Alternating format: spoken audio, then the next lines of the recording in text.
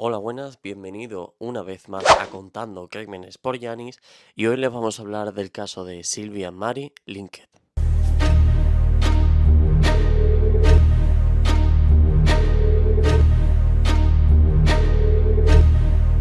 Fue una adolescente estadounidense, fue maltratada tanto por su madre como sus hermanos como la gente de su barrio. ¿Perdona? A continuación os voy a contar una historia bastante dura y aparte no solamente eso, Y voy a dar un dato que tú te vas a quedar muerta, pero más muerta te vas a quedar tú. tuvo bastante éxito porque se rodaron obras, se rodaron películas en base a estos acontecimientos que voy a contar. Claro, al pertenecer a una familia bastante problemática, Silvia se empezaría a juntar con Gertrude. Ah, no, no me he enterado. Esto sería una pesadilla para ella. Espero que os guste el vídeo y muy importante, antes de empezar con el vídeo, os quiero decir que os suscribáis, que le deis like o bueno, después del vídeo si os ha gustado y ya sabéis, me ayudaríais mucho suscribiéndoos y bueno, pues muchísimas gracias por ver el vídeo. Última hora. Bueno, pues empezamos con la introducción. Empezamos.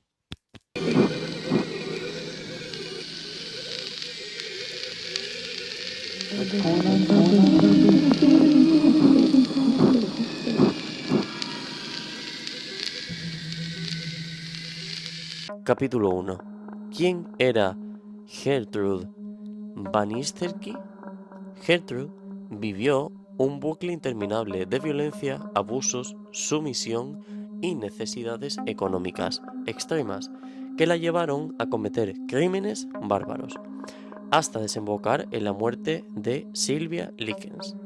Nacida como Gertrude Nadine Van Fossan, era hija de Hugh y Molly Van Fossan, la tercera de 6 hermanos. 5 años después de la muerte de su padre, dejó la escuela y se casó a los 16 años con John Benistic, con quien tuvo 4 hijos. Después de que su matrimonio de 10 años terminara, Gertrude se casó con Edward Guthrie, tuvo 2 hijos más y volvió a separarse en 1963. A los 34 años, Gertrude se casó con Dennis Lee Wright, de 23 años, que era extremadamente violento y agresivo. Tuvieron un hijo, Dennis Jr., pero poco después, Ring la abandonó y desapareció. Gertrude empezó a tener dificultades económicas, dependiendo únicamente de la pensión alimenticia que recibiría de su primer marido, John Banistenki, y de algunos trabajos esporádicos en el barrio, como la costura y el servicio doméstico. Sylvia Likens era la tercera hija de una pareja de actores de circo, Betty y Lester Likens. Era la hija mediana entre 2 pares de gemelos, Diana y Daniel, que eran 2 años mayores, y Jenny y Benny, que eran 1 año menores. El matrimonio de Sylvia Likens era malo, y se mudaron varias veces. Sylvia se veía obligada a alojarse constantemente en casa de familiares o conocidos cuando sus padres estaban de gira con el circo. En sus 16 años de vida, Sylvia ha vivido en 14 direcciones diferentes. Solía quedarse en casa de su abuela o viajar con sus padres cuando no encontraba a nadie que cuidara de ella y de su hermana. Como podéis comprobar, tanto Sylvia como Gertrude habían tenido una vida bastante mala, bastante problemática. Tanto sus familiares como las parejas de ellas, pues no eran parejas estables, eran parejas completamente inestables. Entonces, claro, si ya empiezan con una vida problemática desde un principio, pues claro, ¿qué vais a esperar más adelante? ¿Que cambie? A ver, hay personas que pueden llegar a cambiar, pero es muy difícil cambiar esto. Capítulo 2. Jenny Likens. En 1965, Sylvia y su hermana Jenny vivían con su madre en Indianápolis, pero pronto volvería a viajar con el circo. Lester Likens, que se había separado recientemente de su esposa, dejó a sus 2 hijas con Gertrude Maniszewski, madre de Paula, una chica que las hermanas habían conocido. En esa época hubo un episodio en que la madre de las niñas fue detenida por robo en una tienda. Ese fue el momento en el que se distanció definitivamente de sus hijas. Aunque Gertrude y sus 7 hijos eran pobres, Lester Likens, en su declaración, dijo que no entró en la casa para ver sus condiciones, para recibir a sus hijas, sino que animó a Blanzenki a enderezar a sus hijas como hizo con sus propios hijos. Capítulo 3. Un comienzo bastante atroz. En agosto de 1965, Maniszewski comenzó a ofender, humillar y golpear a Sylvia Likens, además de permitir que sus hijos y otros niños la golpearan. Maniszewski acusaba a las chicas de ser prostitutas y daba lecciones de niños sobre otros temas, utilizando siempre a los Lincoln como ejemplo. Hubo rumores de que Likens había dicho en el instituto que 2 hijas de Van Clistin, Paula y Stephanie, tenían sexo por dinero. Según la versión de Gertrude, el novio de Stephanie, Coy Hubbard, y otros colegas suyos fueron invitados a ayudar a Gertrude a agredir a Sylvia. La propia hermana de Sylvia, Jenny, fue obligada a golpear a la víctima. Pronto sacaron a Sylvia de la escuela, y el abuso se intensificó aún más. En una ocasión, tras volver a acusar a la chica de ser prostituta, Gertrude llamó a los chicos del barrio y obligó a Sylvia a introducir la boca de la botella de Coca-Cola en su vagina. A partir de este momento, los delirios de Gertrude no empezaron más que a aumentar. Pues como he contado ahora mismo en este hecho, Sylvia empezó a vivir los abusos, más que abusos, la tortura que Gertrude le estaba haciendo a esta. Una tortura que no y llevaba unos límites que no tenía límites directamente. Cada vez era más. Tanto es así que, claro, veréis a continuación cómo esto se intensificó muchísimo más. Y aparte, no solamente ella, aparte obligaba a los hermanos de esta a torturar y a abusar de ella. Tanto es así, como os he contado, que cogió una botella y tuvo que metérsela por sus partes íntimas porque Gertrude se lo dijo, básicamente. Es que es eh, bastante problemático este caso. Capítulo 4. La cosa va a peor. Los malos tratos se intensificaron y Sylvia fue expulsada del colegio y se le prohibió salir de casa. Luego la encerraron en el sótano y la obligaron a ingerir sus propias heces y orina. En ese momento, Gertrude utilizaba una aguja caliente. Tatuó en el vientre de Sylvia la frase «Soy una prostituta y estoy orgullosa de serlo». Gertrude también obligó a Sylvia a escribir una carta de sus padres, en el que les decía que era prostituta y que se escaparía de casa. Sylvia trató de escapar tras escuchar que la mujer planeaba dejarla en un bosque para que se muriera. Flaca, débil y desnutrida, fue capturada, devuelta al sótano y golpeada. Claro, imaginaos el asunto, el grave asunto que os estoy contando. Es decir, la tenían en un sótano, le obligaba a tragar sus propias heces y sus propios pis, Gertrude, a Sylvia, y aparte le iba a abandonar en un bosque para que se muriera. Vamos, esta es crónica de una muerte anunciada, básicamente. Capítulo 5. Una vida menos. El 24 de octubre de 1965, Coy Hubbard golpeó violentamente a Sylvia en la cabeza con un palo de escoba. 2 días después, tras varias agresiones repetidas, murió de una hemorragia cerebral, según los informes médicos. En cuanto Stephanie y el niño Richard Hobb se dieron cuenta de que Sylvia no respiraba, intentaron aplicarle la respiración boca a boca, pero se dieron cuenta de que era demasiado tarde. La familia decidió entonces llamar a la policía y mostrarle la carta que Sylvia había escrito, obligada por Gertrude. Jenny Likens se acercó a uno de los 2 policías y le susurró: «Sácame de aquí y te lo contaré todo». Después de todos los abusos que recibió, después de todas las torturas que recibió Sylvia, hay que tener la poca vergüenza para llamar, cuando se muere Silvia de una hemorragia cerebral, hay que tener poca vergüenza para llamar a la policía y decirles que, que, que vamos, que estaba muerta, que es que hay que tener muy poca vergüenza. Y aparte, una persona que ha participado en estos hechos, coger, susurrarle al policía de sácame de aquí, te lo contaré todo. Es que es indignante. Capítulo 6. La sentencia. Manistenki y sus hijos Hobbs y Hubbard fueron detenidos sin fianza a la espera del juicio. La autopsia reveló posteriormente que Silvia tenía múltiples quemaduras, contusiones musculares y numerosas lesiones físicas. Cerca de la muerte, los labios vaginales de Silvia estaban casi separados el uno del otro. Su cavidad vaginal estaba hinchada, pero los exámenes demostraron que todavía era virgen, ya que su himen estaba intacto.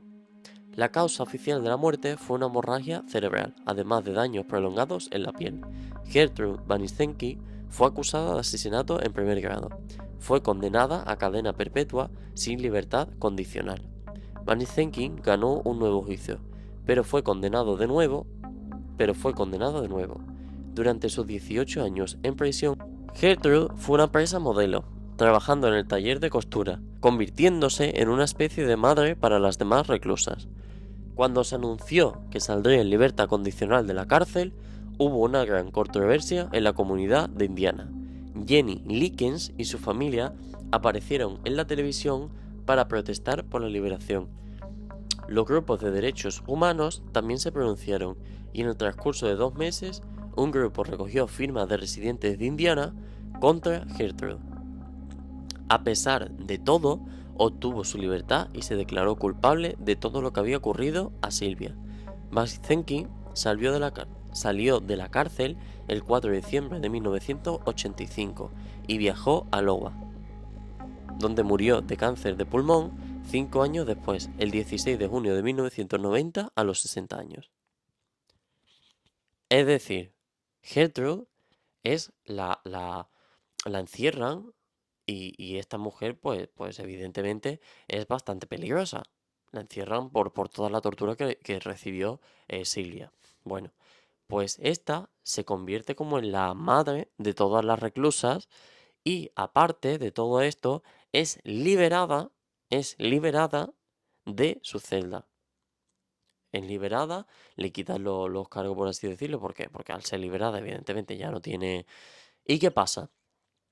Que claro, evidentemente la gente se indigna porque dice, ostras, yo no entiendo cómo una persona que ha torturado a otra y ha cometido tantos crímenes y ha pasado, bueno, ha cometido tantos crímenes, no, como una persona que ha torturado a otra hasta la muerte, ha cogido y la han liberado. ¿Por qué la han liberado?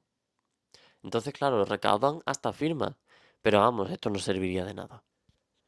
Capítulo 7. ¿Dónde acabaron los implicados? Richard Hobbs murió de cáncer de pulmón a los 21 años, 4 años después de dejar el reformatorio. John Mastinken, después de la masacre de la escuela media Western, se hizo llamar John Blake.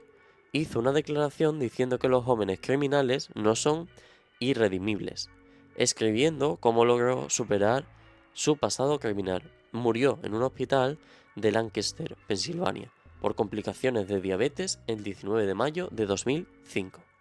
Tenía 52 años, estaba casado y era padre de 3 hijos. Coy Howard, el novio de Steffi Mastinken, que utilizó golpes de judo contra Silvia, pasó su vida entrando y saliendo de la cárcel y fue acusado tiempo después de asesinar a 2 hombres. Murió a la edad de 56 años de un ataque al corazón el 23 de junio de 2007 en Shenville, Indiana. Dejó una esposa, 5 hijos, 17 nietos y un bisnieto. Paula Benstinky, que fue detenida junto con su madre a los 17 años, fue condenada a 20 años de prisión mientras estaba encarcelada. Dio a luz a una niña inicialmente llamada Gertrude, que posteriormente fue adoptada. Intentó sin éxito fugarse de la cárcel en 1971 y en 1972 obtuvo la libertad condicional y asumió una nueva identidad. Finalmente se casaría y tendría 2 hijos. Las últimas pruebas indicadas que vivía en una granja de Iowa, y los informes más recientes afirman que vivía en Marshtown, todavía en Iowa. En el 2012, un asistente escolar del estado de Iowa fue suspendido de la escuela media del distrito. Al parecer, había trabajado allí con una profesora sustituta desde 1996.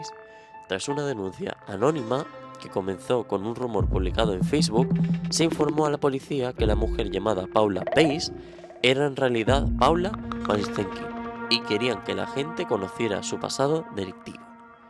La administración no indicó el motivo de la suspensión de Pace, pero se han programado reuniones para discutir el caso. Tras una investigación, Pace fue despedido por el ayuntamiento de Colorado. Según el representante del ayuntamiento, supuestamente dio información falsa durante el proceso de contratación y se negó a dar más explicaciones. Stephanie Basinzekli, la segunda hija mayor, se le retiraron los cargos por ayudar en las investigaciones. Se convirtió en maestra y tuvo varios hijos. Los cargos de participación en el delito de Anna Ruth Sisco, Judy Darlene Duke, Michael John Mike Monroe y Randy Gordon Lipper han sido retirados. Randy Lipper murió el 14 de noviembre de 2010 en Indianápolis a la edad de 56 años. El 10 de mayo de 2015, la hermana de Sylvia, Diana, que ahora utiliza el nombre de Diana Wedwell, y su marido Cecil Knudson fueron denunciados como desaparecidos por su hijo, Robert Acosta. Diana y Cecil fueron vistos apostando en uno de los casinos de Valley Beaver, California. Ambos fueron grabados por las cámaras de seguridad, abandonando el local en torno a las 2 de la madrugada en coche, sin aparecer por el domicilio de su hijo en la quinta. Acosta se puso en contacto con la policía y apareció en los medios pidiendo información sobre el paradero de sus padres. 15 días después, el 25 de mayo, la pareja fue encontrada en un lugar remoto en California. Cecil había muerto y Diana estaba gravemente deshidratada tras sobrevivir solo con agua de lluvia y algunas sobras de comida. Diana fue trasladada en helicóptero al hospital, después de haber informado a los investigadores de que ella y su marido estaban buscando un atajo cuando se perdieron y empantaron su coche.